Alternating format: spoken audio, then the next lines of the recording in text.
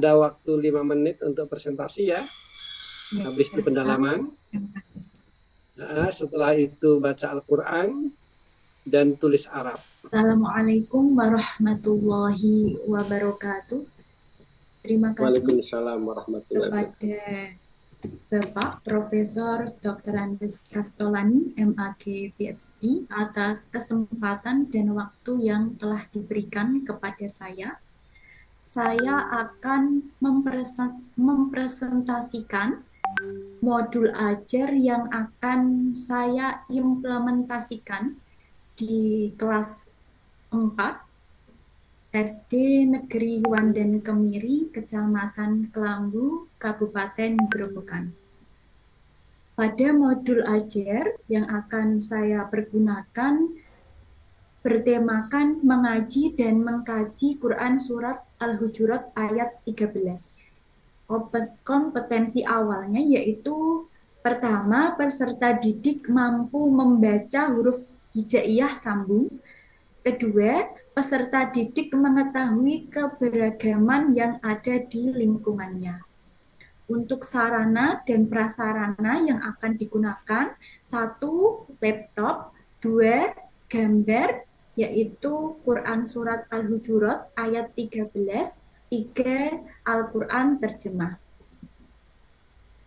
Tujuan pembelajaran yang pertama, peserta didik dapat membaca Quran Surat Al-Hujurat ayat 13 dengan kemampuan membaca Al-Quran yang dimilikinya. 2. Melalui PowerPoint materi Quran Surat Al-Hujurat ayat 13, peserta didik dapat membaca Quran Surat Al-Hujurat ayat 13 dengan baik dan benar. 3. Melalui pengamatan video materi Quran Surat Al-Hujurat ayat 13, peserta didik dapat mengidentifikasi perbedaan karakteristik masyarakat di lingkungannya. 4. Peserta didik dapat berperilaku saling menghormati perbedaan yang ada dalam kehidupan bermasyarakat. Pertanyaan pemantik pertama, sudahkah kalian membaca Al-Quran hari ini? 2.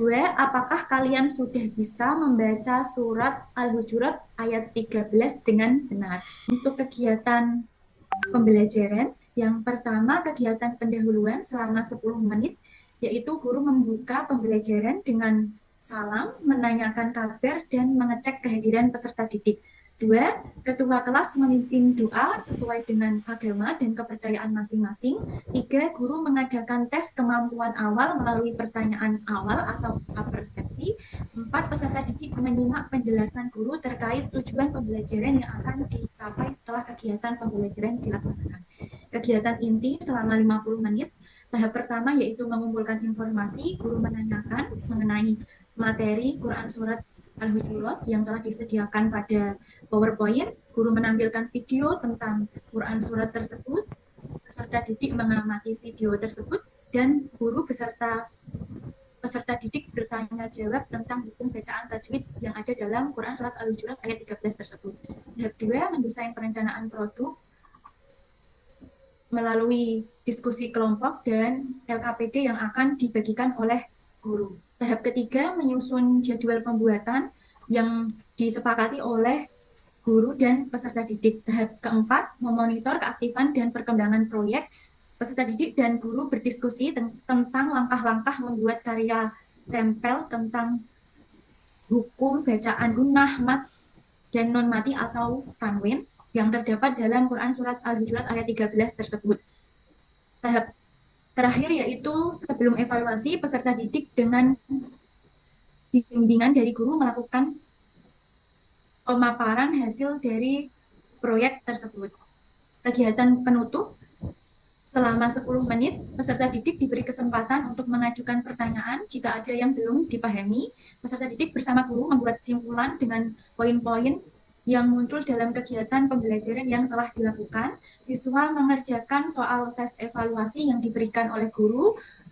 Guru melakukan refleksi materi, peserta didik menyimak penjelasan guru terkait pelajaran. Untuk pertemuan berikutnya, peserta didik menyanyikan lagu daerah, peserta didik bersama dengan guru berdoa untuk menutup pembelajaran, serta guru mengucapkan salam penutup. Untuk asesmen yang digunakan yaitu diagnostik, formatif, dan sumatif. Bentuk asesmen yaitu performa presentasi, performa demonstrasi, tertulis. Tanpa modul ajar yang akan saya pergunakan dalam PPL di kelas 4 SD Negeri Wandan Kemiri, Kecamatan Kelambu, Kabupaten Grobogan. Akhirul Baik. kalam, wassalamualaikum warahmatullahi wabarakatuh. Waalaikumsalam warahmatullahi wabarakatuh. Baik, Mbak Isna, Iya, Pak. apakah sebagian besar siswa kelas 4 sudah bisa membaca Al-Quran? Alhamdulillah sudah bisa, Pak, meskipun ada sebagian dari mereka yang tidak terlalu lancar, tapi sudah bisa. Oke, sudah bisa. Cuma ada sebagian yang tidak lancar. Iya. Maka kalau kita perhatikan kriteria keterampilan dari tujuan pembelajaran, peserta didik dapat membaca surah Al-Hujurat ayat 13 dengan baik dan benar. Itu mungkin tidak mengalami kesulitan. Ya enggak? Karena kan hanya ya yunas inna khalaqnakum min dzakarin wa unsa ila akhirih inna walimun khabir. Jadi menurut saya tidak ada problem. Lalu peserta didik dapat menjelaskan makna kandungan. Ketiga, peserta didik dapat mengidentifikasi perbedaan karakteristik masyarakat di lingkungannya. Saya tanya, bagaimana jenengan menjelaskan kepada peserta didik sehingga mampu mengidentifikasi perbedaan karakteristik masyarakat di lingkungannya dengan materi Al-Hujurat ayat 13. Silakan.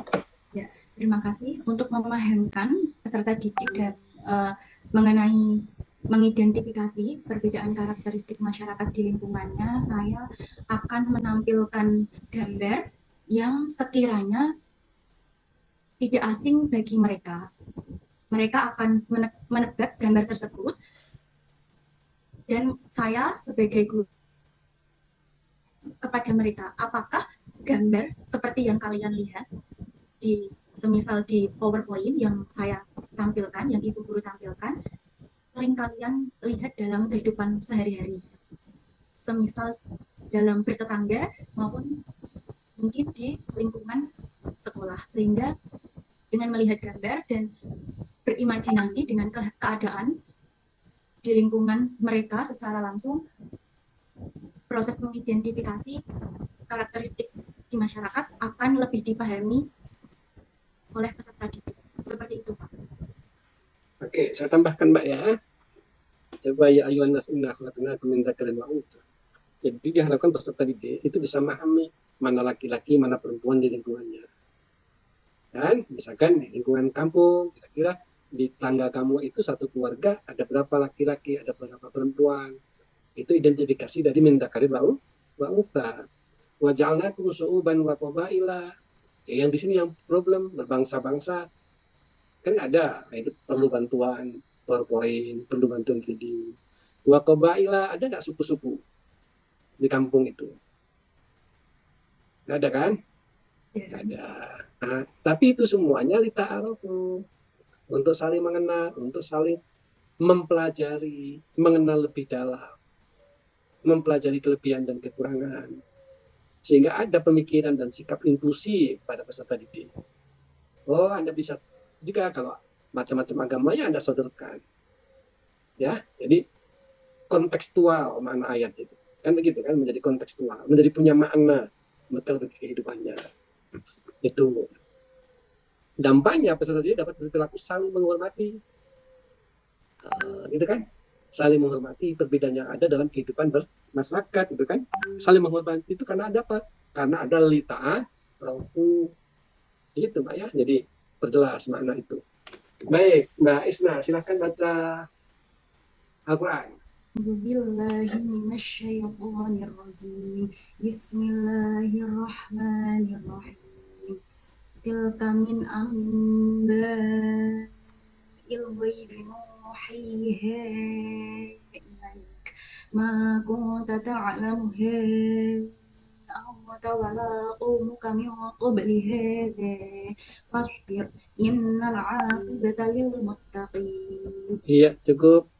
صدق الله العظيم. Terima kasih bacanya cukup baik. Sekarang tulis Arab Mbak ya, Mbak Isna ya. Saya tulis Mbak. Inna lillahi wa inna ilaihi raji'un. Coba sekarang dijepti ke saya. Cukup, makasih ya. Silakan bisa meninggalkan. Terima kasih Pak. Assalamualaikum. Yuk, Waalaikumsalam.